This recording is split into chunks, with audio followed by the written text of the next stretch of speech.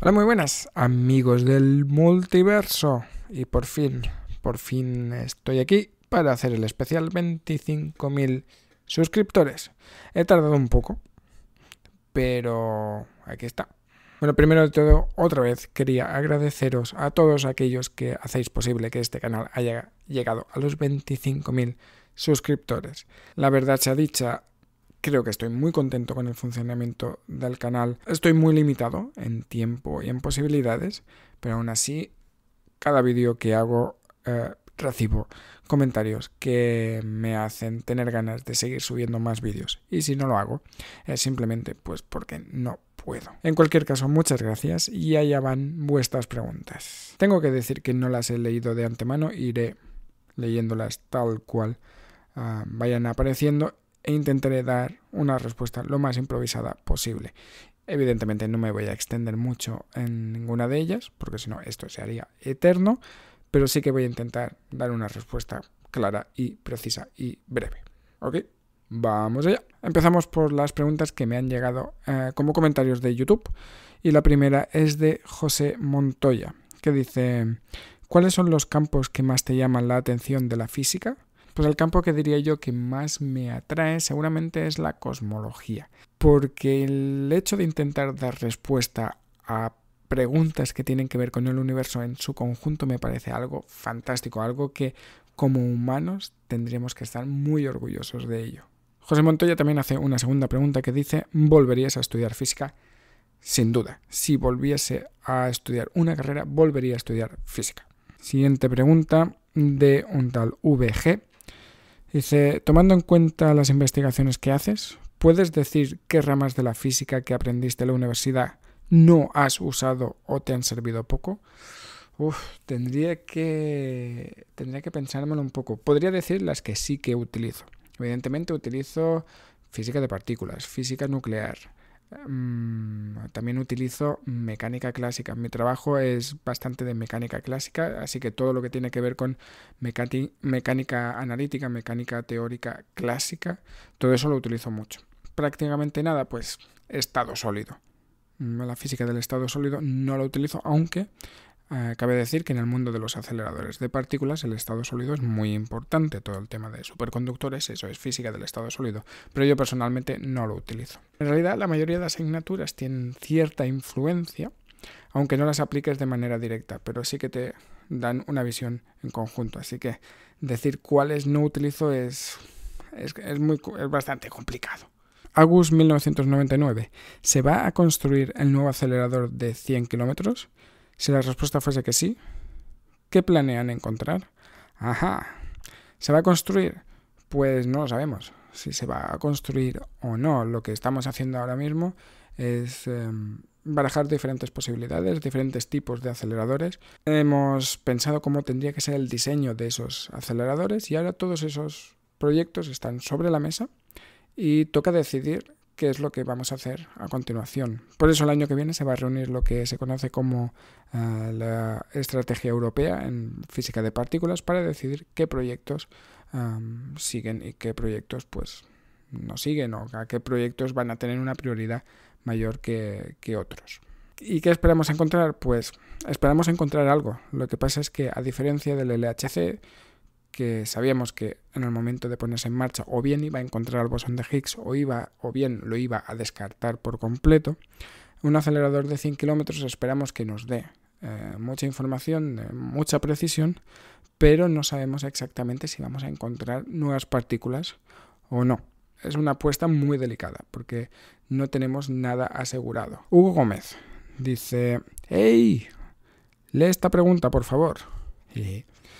¿Qué opinas sobre estudiar la carrera de física o física teórica? ¿Es difícil? Hombre, sí, es difícil. Pero también te diría que más que difícil es que requiere trabajo. La dificultad radica en que hay muchos conceptos que son complejos y que requieren tiempo, pero que con tiempo y esfuerzo se pueden entender y se puede sacar. De manera que la física es difícil, sí, porque son conceptos bastante complejos, pero no hay una ley física que diga que no se puede estudiar física. Así que ánimo. Otra pregunta. ¿Es real todo eso sobre la falta de viabilidad o las pocas oportunidades de trabajo como investigador? Yo diría, después de mis años de experiencia como investigador, que las primeras etapas quizás sean las más fáciles. Es decir, estudiar un doctorado me parece relativamente fácil. Luego sí que es verdad que hay una gran masa de investigadores jóvenes, que hay muchos, o somos muchos, pero luego las plazas fijas de investigador son mucho menores en comparación. De manera que llegamos a una etapa, la etapa de querer acceder a esas plazas fijas, llegamos mucha gente para competir por unos pocos puestos. Así que, de alguna manera, dedicarse a la investigación cuando eres joven no me parece tan difícil, pero dedicarse a la investigación de por vida me parece algo bastante complicado. Yo, por ejemplo, no lo tengo asegurado. Quizá de aquí a 2 años ya no estoy investigando. Es así. Iram Cortés dice, ¿por qué el sistema educativo es tan deficiente en la mayoría de países? Sí, a mí también me preocupa. ¿Y por qué es deficiente? No lo sé. No soy un experto en el tema. Sí que es verdad que podría hacer una lista de limitaciones que creo que tiene, pero no sé cómo solucionarlas. Yo no me dedico a la enseñanza, ni entiendo cómo se gestiona la enseñanza a nivel global. Así que me parece un tema muy delicado y que, sobre todo, a lo mejor lo que necesitamos es un poco más de debate, un poco más de abrir la lata y escuchar a los profesionales, a los y las profesionales, qué tienen que decir al respecto, y crear planes educativos teniendo en cuenta la opinión de muchos expertos. Que no digo que no se haga, pero muchas veces parece que los planes educativos se hacen únicamente basados en el color del partido en el que esté gobernando en ese momento. Y me da a mí la impresión de que muchas veces a los profesionales de la educación no se les escucha lo suficiente. The Upsider dice, hola, ¿crees que es posible que alguna alteración esté acelerando o frenando la velocidad por la que se mueve la radiación de fondo, ondas gravitacionales, luz visible? De ese modo que en estas medidas dispares de la constante de Hubble. Vale. Como publiqué en uno de mis últimos vídeos, hay una discrepancia en la medida de la constante de Hubble. La constante de Hubble mide la velocidad a la que se está expandiendo el universo. Y unas medidas indican una velocidad y otras medidas independientes indican otra velocidad. Entonces hay una discrepancia que es hoy en día bastante evidente y no sabemos cuál es el origen. La pregunta dice que hay alguna alteración. Bueno, una alteración parece algo como muy general. Evidentemente puede ser dos cosas. Una, que haya un error en alguna de las medidas y que en realidad el valor esté como desplazado de manera artificial. O realmente exista algo que esté, como dices, alterando el valor de la constante de Hubble. Creo que va a ser lo primero, creo que va a ser un problema de la medición en sí misma, pero lo más interesante sería que hubiese algo nuevo que esté ahí alterando el resultado. Juan Sánchez Madueño dice, enhorabuena por los 25.000 y la pregunta, ¿qué es el tiempo?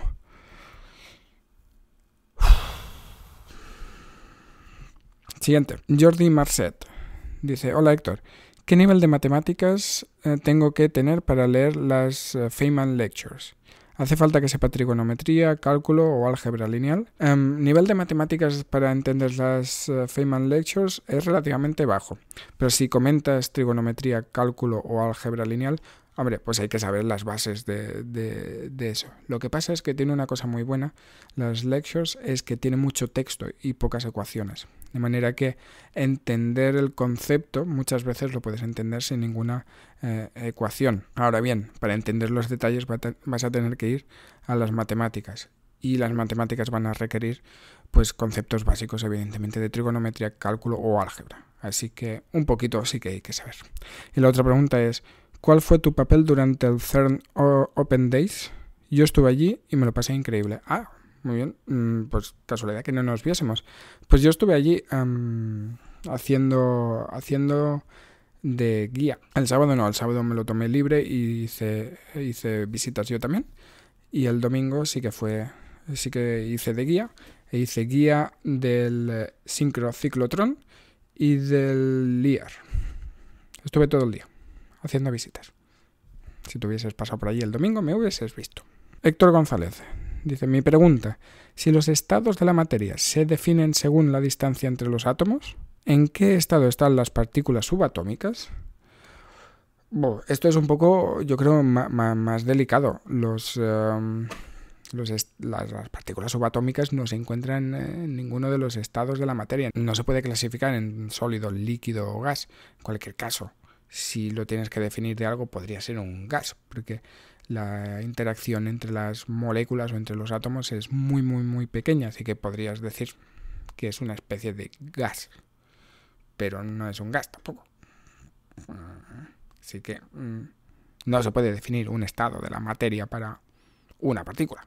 Juan Paulino dice, tengo una duda. Sabemos que masa y energía son equivalentes. Pues, ¿se puede hacer una analogía materia oscura, energía oscura, que resulte ser equivalente entre sí, al igual que la materia energía?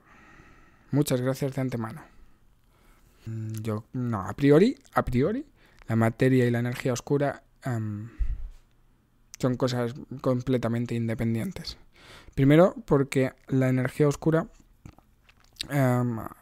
digamos que la materia y la energía comunes son equivalentes, e igual a mc al cuadrado, y se pueden tratar de una manera equivalente.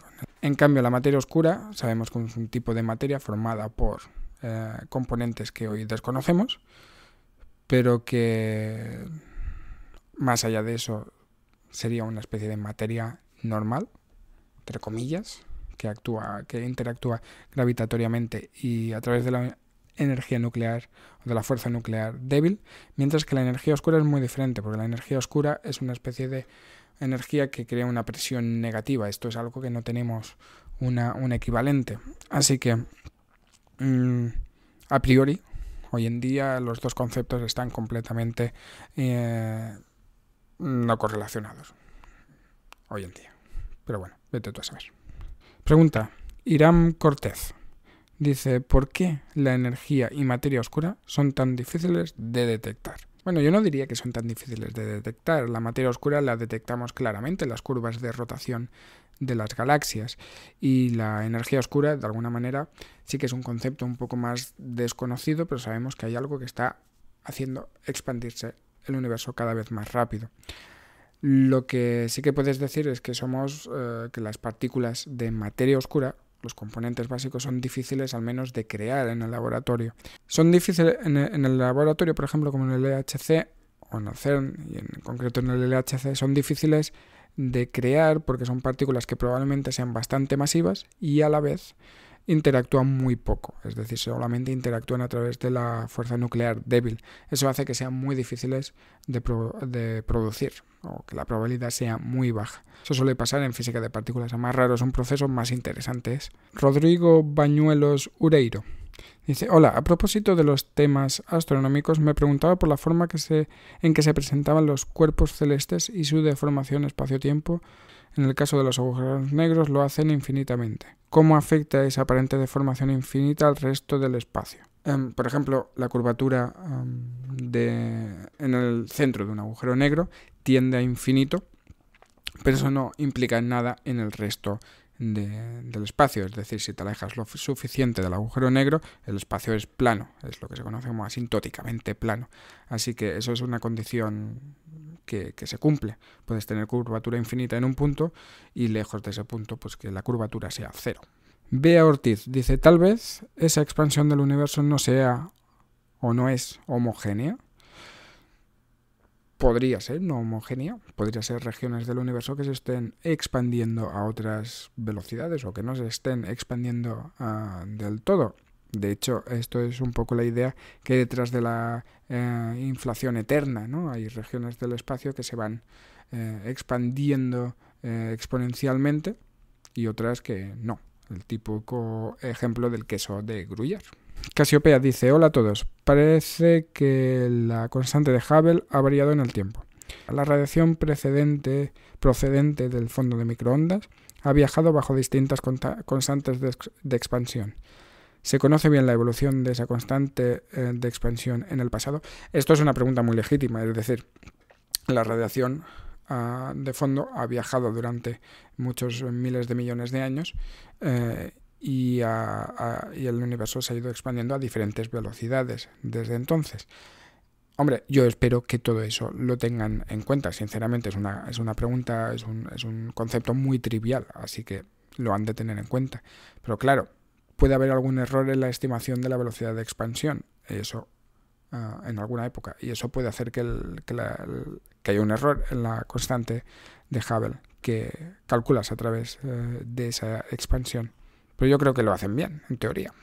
¿Qué carrera estudiarías si no hubieras estudiado física? Física, pero si no, probablemente matemáticas. Y si no, filosofía. ¿Recomendarías estudiar física en la UNED? Pues no lo sé. No conozco la UNED, así que no puedo recomendar. Pregunta, Ian Eduardo Meza Stram. ¿Es muy competitivo trabajar en el CERN? Y si es así, ¿cómo es la competencia? Sí, es un ambiente bastante competitivo. Hay gente muy buena, gente muy inteligente, trabajando mucho. Entonces se crea un ambiente de competitividad, cooperación, que es muy interesante, pero a la vez puede llegar a ser bastante duro. Así que sí, es bastante competitivo. Irán Cortés, otra vez. ¿Qué tan probable crees que sea el Big Crunch? Pues hoy en día, según las medidas que tenemos, el universo en teoría es bastante plano y no debería volver a colapsar sobre sí mismo. Pero bueno, quién sabe, a lo mejor a lo largo de la historia la expansión cambia, aparece algún otro factor, algún otro campo y acabamos colapsando. Pero hoy en día se cree que no es el futuro más probable. Germenex Sagitario. ¿La constante de Hubble necesita de la ecuación de la energía oscura? Claro. Necesitamos medir la expansión del universo y la energía oscura está ahí. Chispun 2. ¿Cuántos años tienes? Pues en el momento de publicar este vídeo, 32. David Lajara Corral. ¿Pueden planetas orbitar en torno a un agujero negro sin que sean engullidos por él? ¿Podrías poner algún ejemplo real en el universo? Muchas gracias. Sí, evidentemente. De hecho, cuando una estrella colapsa en un agujero negro, el efecto gravitatorio que genera a su alrededor es exactamente el mismo. Lo que pasa es que ahora la estrella está concentrada en una región más pequeñita, de manera que si te acercas demasiado, pues el campo es muy muy fuerte. Pero digamos un planeta que estaba a una cierta distancia de esa estrella se convierte en un agujero negro, la gravedad en ese punto sigue siendo la misma. Así que, en teoría, en primera aproximación se puede decir que podría seguir orbitando y no pasa nada. De hecho, eso es lo que pasa en la peli Interstellar, que no es un caso real, pero sí que es un caso que podríamos decir realista. Pedro Rambaut. Tengo una duda. ¿La Tierra se mueve en línea recta pero parece que no por la gravedad?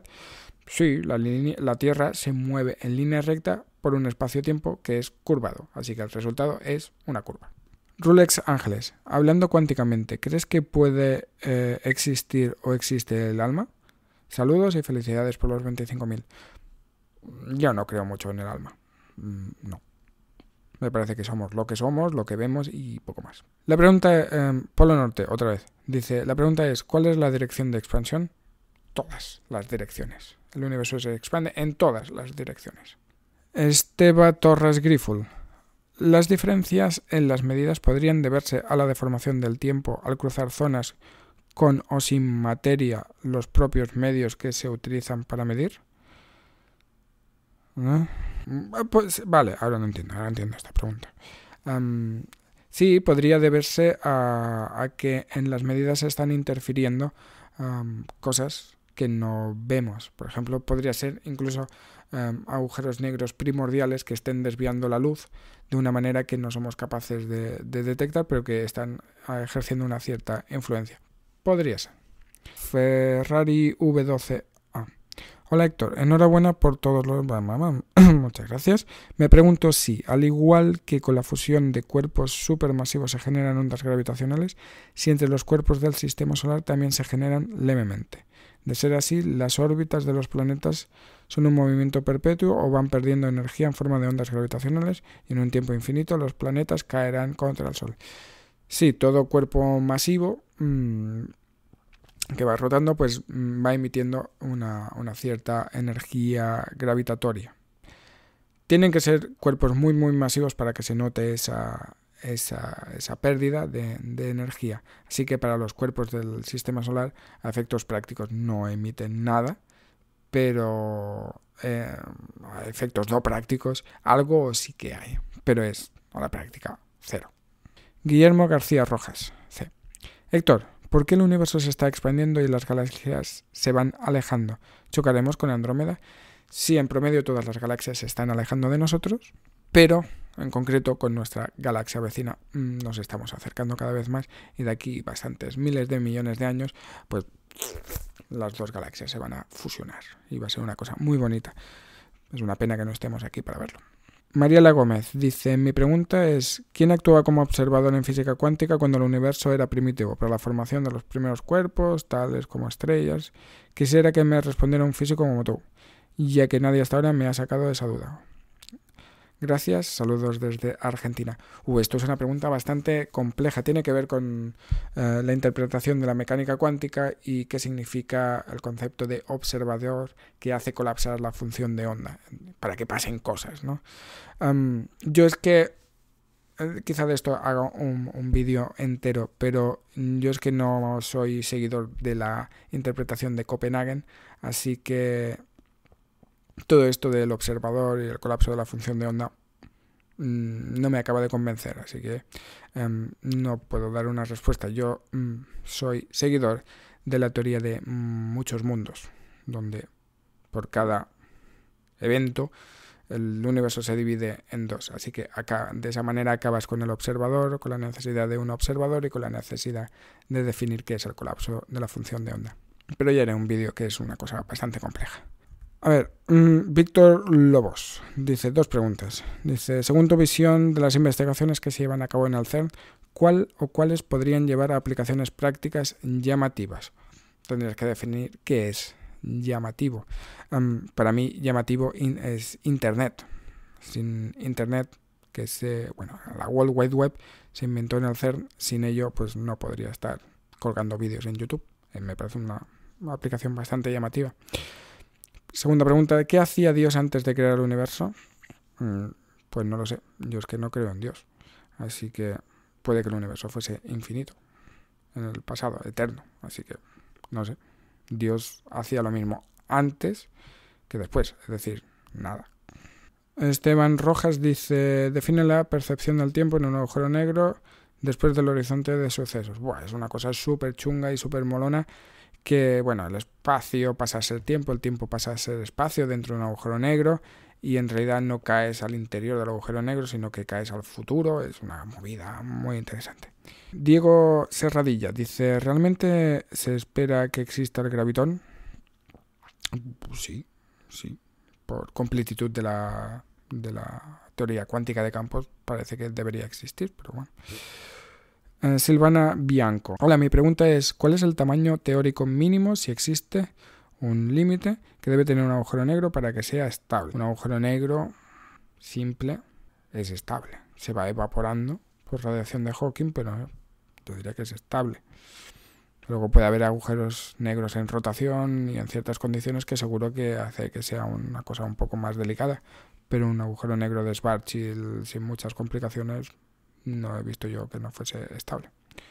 Otra cosa son los agujeros negros microscópicos. Ricardo Castro, ¿por qué la expansión del universo tiene que ser uniforme en todas direcciones? ¿No hay posibilidad de que sea afectada por la materia barónica u oscura?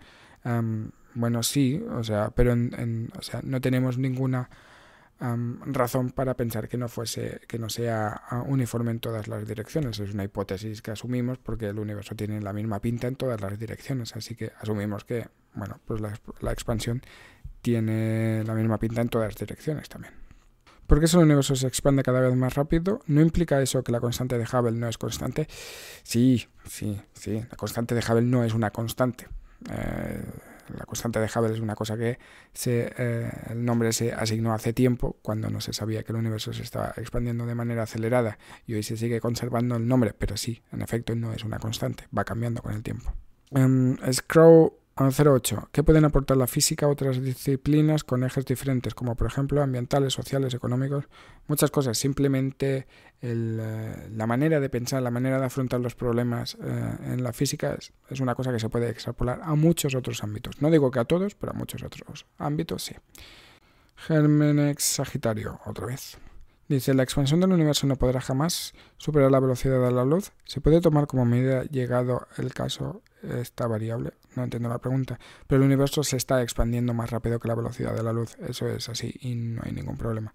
Susana Domínguez. Tengo dos preguntas. ¿Crees que las ciencias naturales terminarán desplazando o anulando la necesidad de la filosofía? ¿De qué forma se relaciona o podría relacionarse la filosofía con la física teórica? De esto estoy preparando un vídeo que no sé cuánto tardará en salir, pero el guión está a punto de ser acabado. Y es precisamente un vídeo que aborda estas preguntas.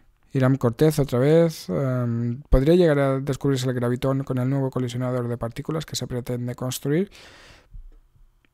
Puede, no estamos nada seguros, pero podría ser, aunque seguramente no de manera directa, pero sí que se podrían notar sus efectos a través de unas movidas que implican partículas moviéndose a otras dimensiones y demás.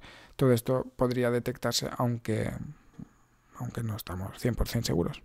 Inés Sánchez Barrales, una pregunta. Amigo CERN, me gusta que me digan amigo CERN. ¿Cómo se crea un electrón de la nada? Fluctuaciones del vacío. El vacío cuántico pues tiene fluctuaciones y se puede crear un electrón y un positrón que quizás luego se encuentran y se vuelven a aniquilar y ya está, y todo como estaba. Yasser Chávez. ¿Qué aplicaciones trae consigo el descubrimiento del bosón de Higgs? Aplicaciones prácticas por el momento nada, pero quién sabe en el futuro. Pepipop. Las ondas gravitacionales es energía que se expulsa durante la fusión de agujeros negros. ¿Quiere decir eso que hay energía que es capaz de salir del horizonte de eventos? Sí, de alguna manera sí. O sea, un agujero negro al final arrastra el espacio-tiempo que hay a su alrededor, y podrías decir que es el espacio-tiempo ese de su alrededor que se arremolina alrededor del agujero negro el que pierde energía. En cualquier caso, también existe la radiación de Hawking. La hipótesis del multiverso se toma de forma seria en la física, por supuesto, y yo me la tomo muy en serio. A mí es una teoría, una hipótesis que me atrae bastante. ¿Cuál es el límite del universo? No lo sabemos. ¿Infinito? ¿Finito? ¿Tiene frontera? ¿No tiene frontera? No sabemos. Aquí pregunta José Manuel 523. ¿Cómo puede tener carga un agujero negro? Pues un agujero negro tiene carga si la estrella original que lo ha formado tiene carga. Y eso es algo altamente improbable porque normalmente las estrellas son todas neutras, o en gran medida neutras. Pero físicamente son posibles, ¿no? Aunque por lo general no hayamos observado una estrella muy cargada, un agujero negro muy cargado, pero podría existir, no hay nada que lo impida. Dani dice, vamos a echar la imaginación, supongamos que la Tierra es plana y que tiene forma circular. ¿La gravedad sería igual en todos los puntos de la circunferencia? No. A más lejos del centro estás, más gravedad hay, porque más masa tienes que te atrae hacia el centro de ese disco. Freddy dice, si se expande el universo y nosotros estamos dentro de él, entonces también nosotros nos expandimos. No, nosotros tenemos otras fuerzas que son más fuertes que la de la expansión del universo que nos mantienen en el sitio. Vamos acabando con las preguntas de YouTube. Mi pregunta es la siguiente, Rodrigo Córdoba. Si consideramos todas las direcciones en las que nos movemos, ¿cómo sería la forma tridimensional de nuestro vector de movimiento? Pues yo qué sé, súper chungo, ¿no? Porque me parece, si no me equivoco, que el plano del sistema solar y el plano de la galaxia me parece que son... No están en el mismo plano, sino que tienen un cierto ángulo, y luego la galaxia pues se mueve y luego, no sé, es súper complejo, chungo de describir, no lo sé. Seguro que alguien lo ha calculado, alguna simulación seguro que hay por ahí. Vamos con las preguntas de Twitter, que hay poquitas. Dice Javi, dice, ¿por qué en el espectro de la luz que nos llega del Sol no vemos las líneas de emisión del hidrógeno y sí las de absorción? Pues esto es una pregunta chunga, ¿eh? Porque la atmósfera del Sol absorbe esas líneas. Esta es difícil. Esta es buena. Esta es una buena pregunta, Javi. ¿Qué son las simetrías Gauge? Simetrías Gauge, que solemos decir. Pues son un tipo de simetrías que se utilizan en física cuántica o en teoría cuántica de campos, que nos hacen la vida más fácil. Son un tipo de simetrías que pueden ser más o menos complejas, que hacen que el sistema resultante sea el mismo, pero que las ecuaciones cambian de tal manera que son más fáciles de resolver. Luego esas simetrías Gauge tienen una serie de consecuencias, aparecen una serie de campos a través de esas simetrías.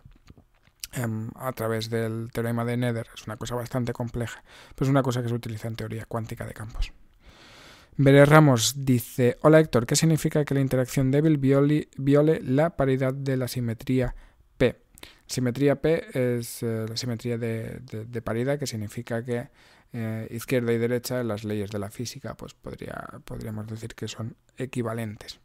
Que se violen las interacciones débiles significa que se crean más partículas digamos, diestras que zurdas, por así decirlo, cuando en teoría, si la simetría se conserva, se tendrían que crear las mismas diestras que zurdas. ¿Qué significa diestra? Pues en física diestra definimos lo que se conoce como la helicidad, que es la dirección relativa a la que apunta el vector de movimiento y el vector del spin, ¿vale? Si apuntan en la misma dirección, decimos que es de un tipo; si apuntan en direcciones opuestas, es de otro tipo. Pues bien, esa paridad, esa equivalencia entre un tipo y otro en las interacciones débiles se viola. Humberto Emiliano, ¿tiene algo que decir el LHC sobre la cosmología cíclica conforme? No sabría definir brevemente qué es la cosmología cíclica conforme, y en principio el LHC tiene poco que decir en esto, diría. ¿Es posible que el tiempo, Shimisharu _40, es posible que el tiempo sea una energía? Joao Daniel, ¿en qué ámbitos de la ciencia puede trabajar un matemático? Querría estudiar matemáticas, por eso te pregunto. Pues en cualquiera. Yo he trabajado con matemáticos, en informática se necesitan matemáticos, en computación cuántica se necesitan matemáticos. Los matemáticos son una herramienta muy, muy, muy versátil que se pueden adaptar a cualquier ámbito científico, sin ningún problema. ¿Qué es la superposición cuántica y por qué sucede? Sucede porque es una propiedad, al parecer, de la mecánica cuántica. La superposición cuántica significa que un estado o un sistema puede estar en varios estados a la vez. Es el típico ejemplo del gato de Schrödinger, un gato que está a la vez vivo y muerto. No es que esté vivo o muerto y no lo sepamos, no es nuestra ignorancia, sino que es a la vez un sistema que se encuentra en dos estados solapados, ¿no? Pampim dice, ¿no deberían los fotones aniquilarse entre sí? A ver, espera. Hay partículas que son su propia antipartícula, como por ejemplo el fotón. ¿No deberían los fotones y las partículas que son sus propias antipartículas aniquilarse entre sí? Bueno, primero de todo, los fotones no interactúan entre sí porque no están cargados. Los fotones solo interactúan electromagnéticamente y al no tener carga no interactúan. Así que no pueden aniquilarse porque no hay interacción. Julia Hinojosa dice, ¿qué es la energía? Es una pregunta muy profunda y quedaría para mucho. Finalmente, por correo electrónico me llega una pregunta de Leandro Gómez, que dice, desde Argentina, dice, ¿puede ser posible que cuando una partícula es atraída por un agujero negro y pasa el horizonte de sucesos, de eventos, pase a otra dimensión espacial? Es decir, si una partícula pasa por el horizonte de eventos y en el momento que la singularidad colapsa en sí misma, en realidad el espacio-tiempo pasa a una cuarta dimensión. Bueno, ¿qué pasa dentro de un agujero negro? Es algo que no sabemos. Una posible explicación, una posible hipótesis es que cuando tú atraviesas el horizonte de sucesos y caes a la singularidad, en realidad esa singularidad te lleva a otra parte del espacio-tiempo. Eso podría pasar, pero no sabemos. Necesitamos entrar dentro de un agujero negro. Y ya está. Si tenéis más preguntas, no dudéis en seguir haciéndolas. En cualquier caso, muchas gracias por esa suscripción. Compartid el vídeo y espero que las respuestas os hayan llenado lo suficiente. Hasta el próximo vídeo.